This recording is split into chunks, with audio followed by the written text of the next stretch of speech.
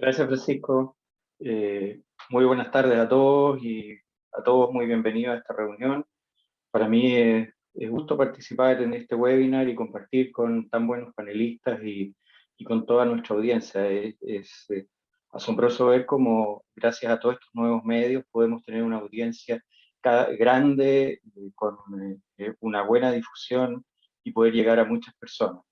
La verdad es que este es un tema que nos ha venido dando vueltas desde hace un tiempo y una de las preguntas que debiéramos poder responder desde el comienzo es ¿por qué eh, tener un protocolo de pesquisa y manejo perinatal y cuál sería la ventaja de llevarlo a un esquema práctico, simple, fácil de aplicar y que nosotros hemos tratado de resumir en un flujo gráfico? Una de las cosas que debemos siempre tener en cuenta cuando uno trata de establecer un protocolo es cuál es la importancia del problema. Nosotros podemos, digamos, revisando la literatura, recordarles que esta es una patología muy frecuente, o un hallazgo, podríamos decir, muy frecuente en todas las ecografías obstétricas. Cada vez los pacientes acceden con más facilidad a una ecografía prenatal y nos encontramos con informes frecuentes de que hay una dilatación del tracto urinario, de la vía urinaria. Se ha reportado en 1 a 2% de las radiografías obstétricas, incluso algunos hasta un 5 y un 8%. Si eso uno lo lleva a la natalidad en Chile, pensamos en 240.000 partos aproximadamente, tenemos entre 2.400 o 4.800 casos al año. Son hartos casos. Y si por alguna razón aventuramos a llegar a un 8%, estamos hablando de muchos más.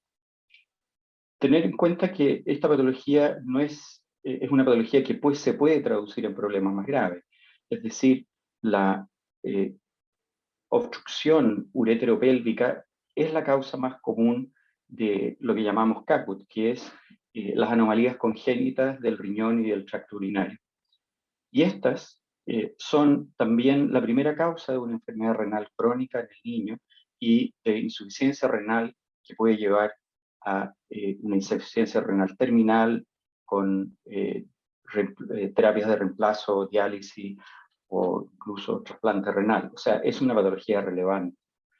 Eh, y que estas anomalías congénitas se presentan habitualmente con una dilatación del tracto urinario. O sea, es decir, podríamos tener un aviso temprano sobre este problema al cual abocarnos y muchas veces prevenir las consecuencias que trae. Por otro lado, eh, algo que vemos con cierta frecuencia o investigamos con cierta frecuencia son los reflujos vesicoureterales. Tal vez muchas veces los descubrimos después de una infección urinaria en un niño y un estudio de la vía urinaria. Y recordemos que entre un 12, incluso reportado hasta casi un 40% de los niños que aparecen después con un reflujo vesicoureteral tienen o tenían una dilatación del tracto urinario. También, si uno lo ve desde el otro punto de vista, 40% de los pacientes que tenían, perdón, un 12 o un 38% de los niños con dilatación van a tener un reflujo, y un 40% de los niños con reflujo ya tenían una dilatación del tracto urinario prenatal. Por lo tanto, es una patología relevante, es algo que podríamos detectar precozmente y que podríamos ofrecer algún tratamiento, algún seguimiento que evitara el daño renal. Para esto necesitamos tener una buena coordinación entre el equipo obstétrico, el equipo neonatal y quienes van a hacerse cargo después del manejo de estos pacientes, que son el equipo de urología, nefrología. Eh, Así es que eh, lo que, si quieres me muestras la siguiente, basamos un poco en el consenso eh, que fue publicado el año 2014 con digamos, la concurrencia de varias importantes sociedades y asociaciones relacionadas al tema en Estados Unidos. Y este consenso, que probablemente muchos de ustedes lo conocen, que fue publicado el año 2014 en el Journal of Pediatric Urology, buscamos la manera de llevarlo a un esquema simple. Si quieres, pasa a la siguiente. simple que nos permita abordar este problema en el recién nacido. Yo voy a hablar desde el punto de vista del neonatólogo.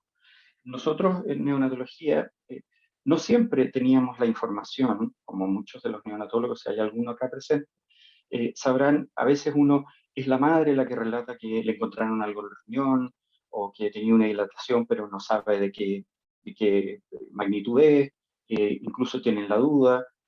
Por lo tanto, ante a veces la falta de información, creemos que es muy importante tener involucrado al equipo obstétrico y neonatal. Ustedes me dirán, ¿qué tan importante? Sí, importante, porque aunque la mayor parte de estos casos son dilataciones fisiológicas, transitorias, que no van a tener consecuencias, sí hay un porcentaje importante de ellas que pueden llevar a un compromiso renal más severo. Si quieres, dame la siguiente. Para los que hayan revisado y visto el paper, se habrán dado cuenta que hay dos clasificaciones, o más que dos clasificaciones, dos momentos en los cuales aplicar una clasificación con respecto a la dilatación del tracto urinario. Nosotros la información que vamos a tener al momento de nacer va a ser la dilatación y la información prenatal.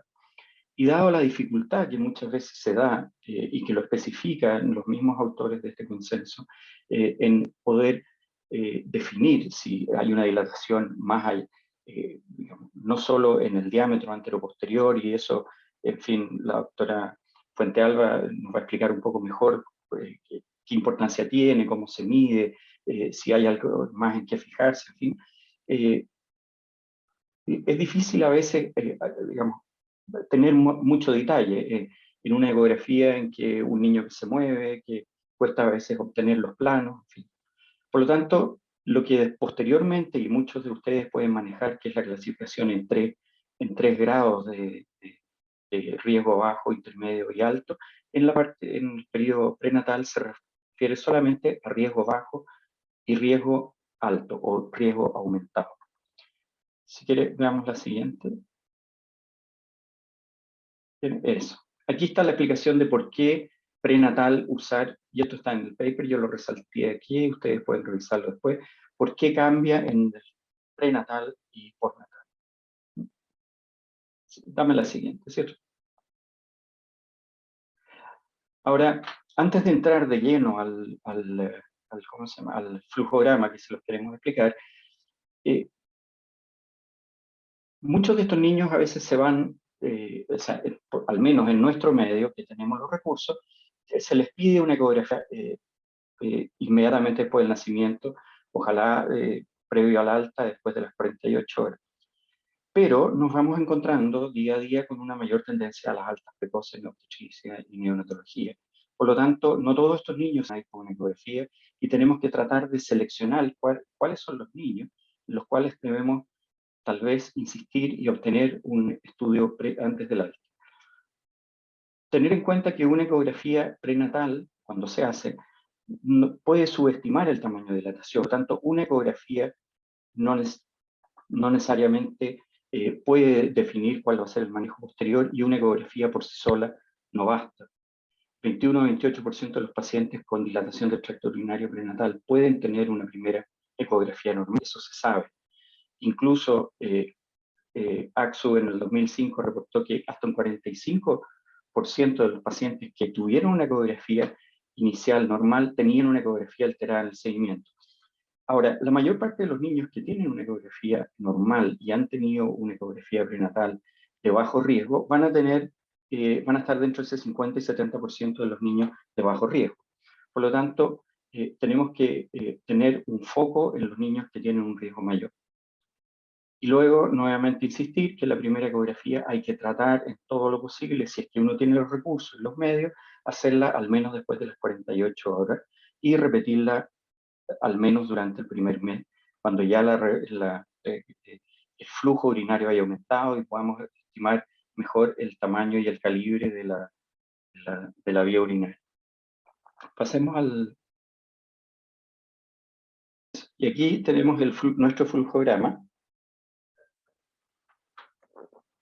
que hemos tratado de resumir.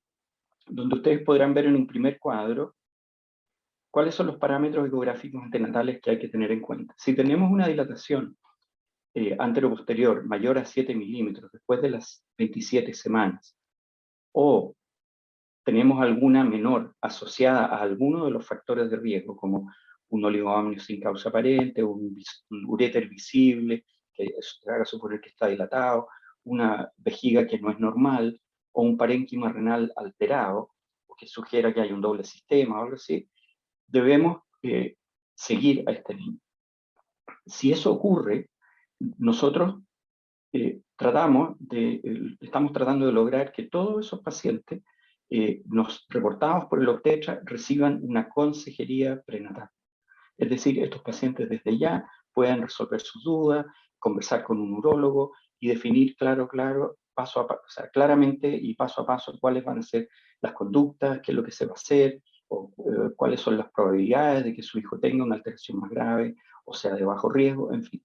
De tal manera que los padres puedan estar muy bien informados y a la vez, después, con esta consejería, avisar al coordinador de neonatología que dentro de nuestro equipo sepamos, los que vamos a asistir al recién nacido, que este caso está entre nuestros pacientes, que van a ser en tal o cual fecha, y que debemos tener claro cuáles son los pasos y las conductas. Ahora, una vez que haya nacido, vamos a definir si este paciente es de alto riesgo o no es de alto riesgo, usando estos mismos parámetros. Como está acá abajo, factores de alto riesgo, dilatación mayor a 10 milímetros es de alto riesgo, dilatación del uréter, vejiga normal, oligoamnios de causa no claramente obstétrica, y en fin, que no tengamos una causa clara, o que hay un paciente con una patología renal, monorreno, en fin. Entonces, si este paciente no es de alto riesgo, podemos tener un enfoque distinto. O sea, podemos tener un alta precoz, asegurándonos de que ese paciente va a tener un buen seguimiento y que se va a hacer una ecografía postnatal, ojalá después de las 48 horas de vida, puede ser ambulatorio incluso, si está todavía dentro de la clínica, se puede hacer después de que haya cumplido las 48 horas, y asegurarnos y dejarlo contactado que tenga una consulta y un control con urología. En los pacientes de alto riesgo, no vamos a esperar todo este tiempo, tal vez, y nos vamos a asegurar con una ecografía, especialmente si se está considerando una patología más grave. Vamos a llamar al urólogo y vamos a considerar, por supuesto, el uso de antibióticos profilácticos. Este es el protocolo que estamos tratando de aplicar, que ya lo tenemos claramente definido, y que lo vamos a ir evaluando al menos cada 6 meses, por si hubiera que hacer alguna corrección en el camino. Muchas gracias, Francisco. Ponemos esta información a disposición de todos ustedes.